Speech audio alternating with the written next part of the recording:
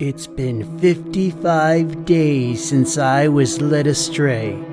The promise of an unprecedented online crossover event proved too good to be true. Now I find myself alone with my thoughts, wandering the wilderness with a singular goal on my mind. Revenge. Your time has come! E.g., curse your sudden but inevitable betrayal. Betrayal? The only betrayer here is you! Ah! It wasn't meant to be personal! You were derailing the video! You left me no choice! Oh, you and your videos! You're always making videos! Say, are you making a video now? I was about to. It's the finale to the DS. Well, why didn't you say so? Can't believe I nearly cut you in half. If I had, well, then we wouldn't have finished the series. Right, because that would have been the worst part of being cut in half.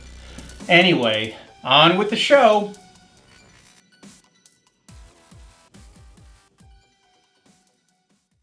It's time to find the ultimate DS. Yay. Look, it's not that I don't appreciate the DS. I do. I really do. But having skipped out on it until its 3DS successor back in 2010, and mostly loving everything that the PSP was offering at the time, I just don't have any nostalgia for it. Now, before you click off the video, because unlike me, you probably do have an appreciation for the DS, which I can totally understand and also appreciate. But hear me out. I think since I have no ties to the DS from when it was Nintendo's flagship handheld, I won't be coming into this ranking with any leanings one way or another. So I think my input will be rather fair and unbiased. So let's do it! This one came as a surprise to me. I honestly thought it would rank higher.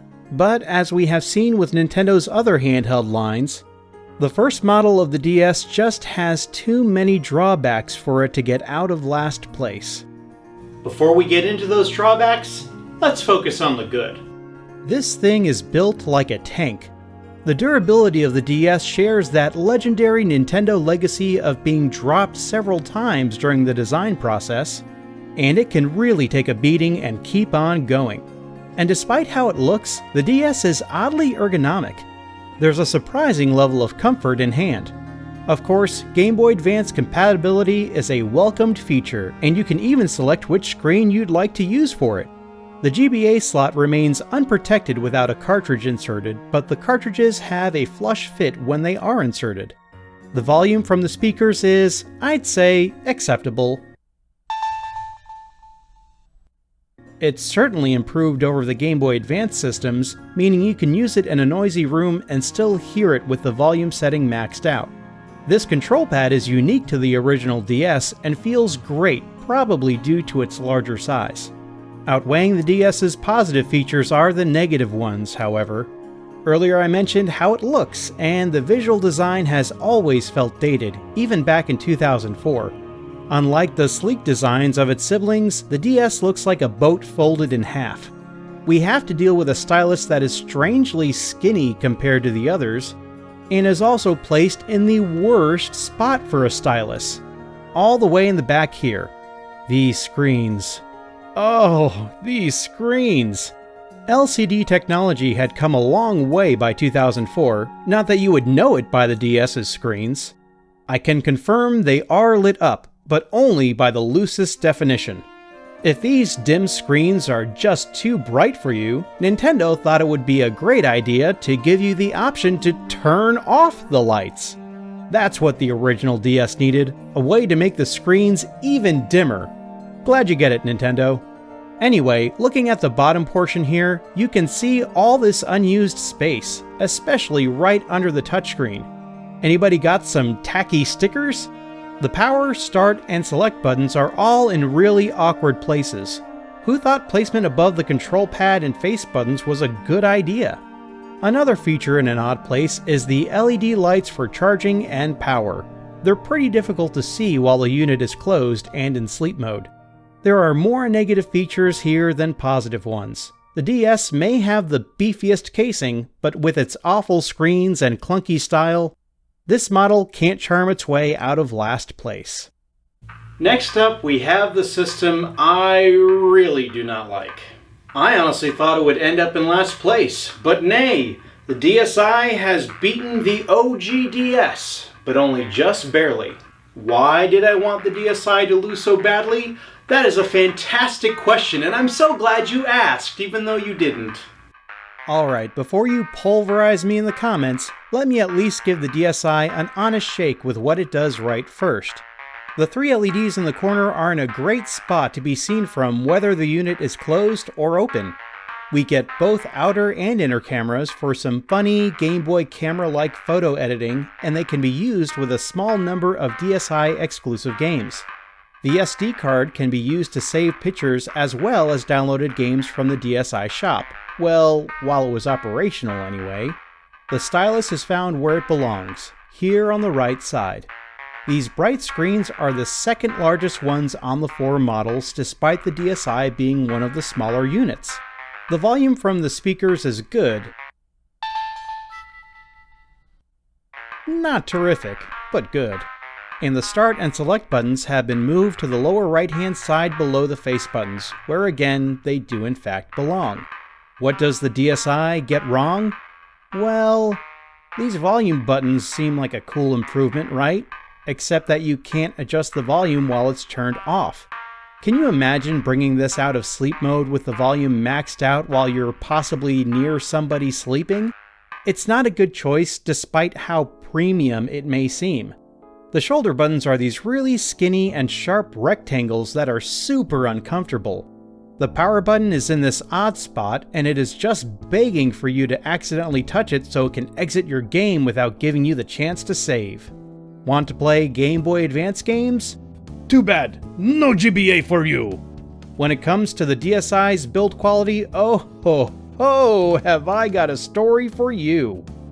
I had quite the time getting a hold of a functioning DSi in acceptable shape, and this is one of 4 of those DSi's, and I still had to Frankenstein this one together from the spare parts of the other ones.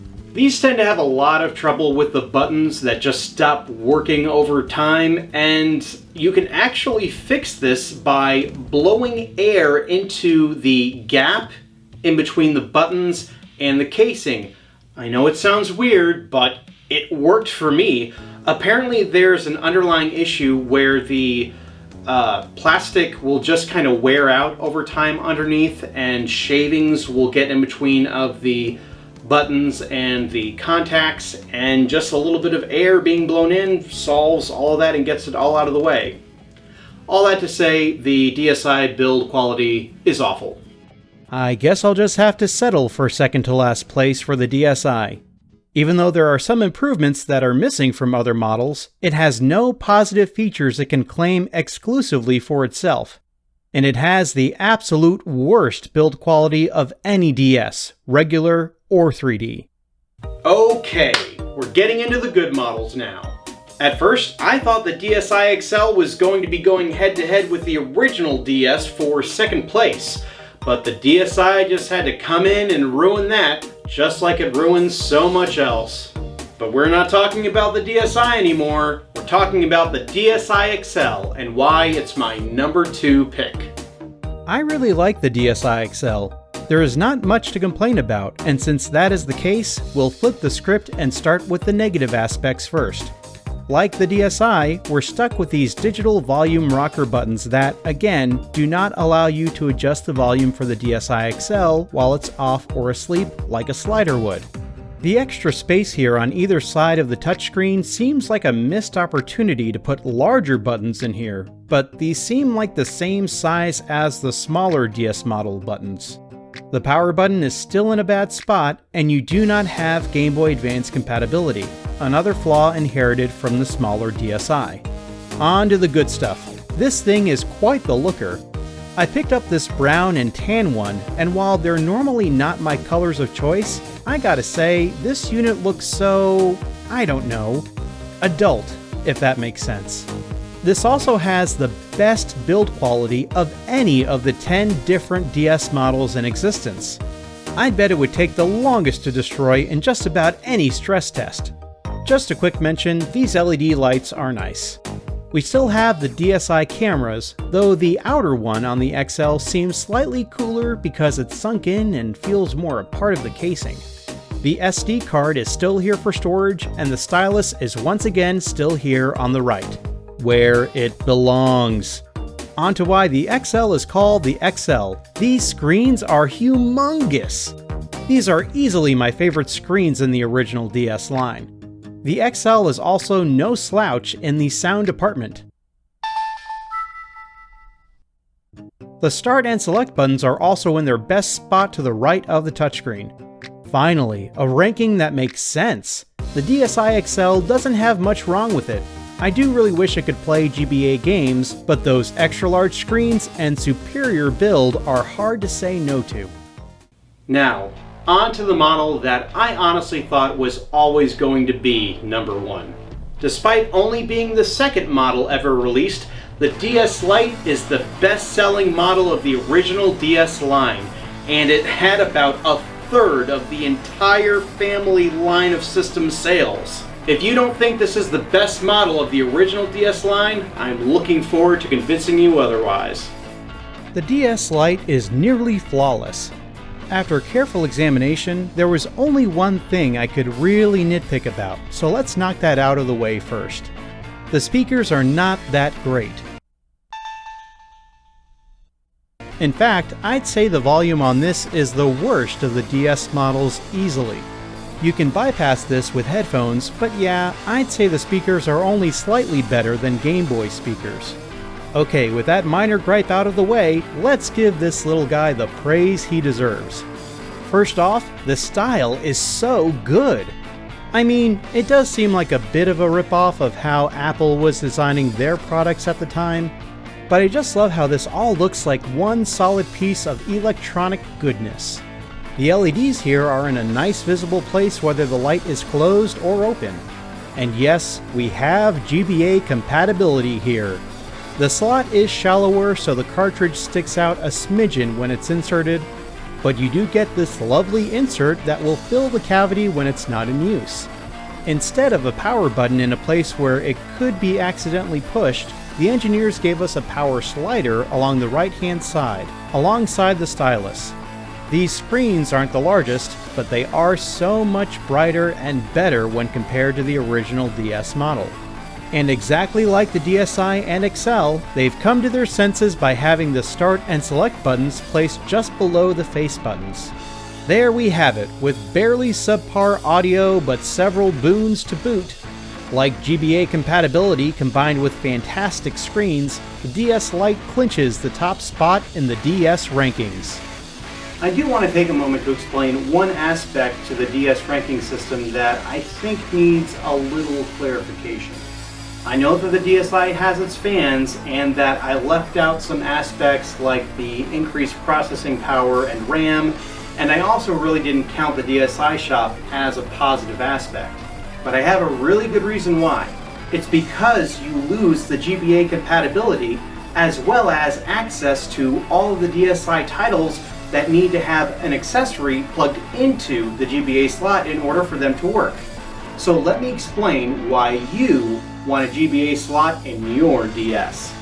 Across Japan, North America, Europe, and Australia, there were only a total of 6 DSi exclusive titles. In exchange, you're losing access to all 3 of the Guitar Hero On Tour titles, as well as Band Hero, the Rumble Pack, and extra features in a slew of DS titles including Pokemon games. You might try to counter that point with the DSi Shop, which had 603 titles in North America. The Game Boy Advance has over 1,000 just counting the North America titles alone, so even if you did count the DSi Shop games, there are more, and I would argue better games available on the DS and DS Lite than either DSi models. Since the DSi is closed now, you can't even legitimately add those games to your systems. But even if I were being generous, and I did count the DSi Shop as still being open, the DSi's would still lose out. Don't be so hard on yourself. I think you did a pretty bang-up job. Wow. So does that mean you agree with my list? Oh, absolutely not.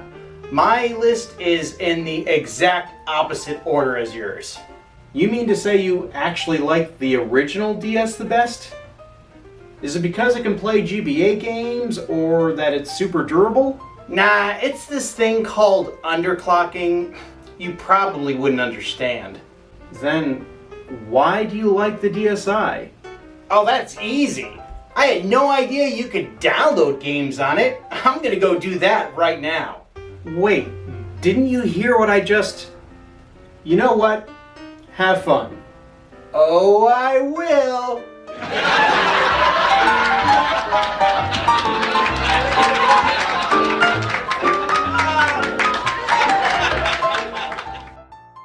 Hey, thanks for watching! If you want to keep on top of the videos, definitely take a sec to subscribe. I'm also on Twitter, Instagram, and Patreon if you want to follow me across the internet. Level 1 Sword also has a weekly podcast, so give it a listen.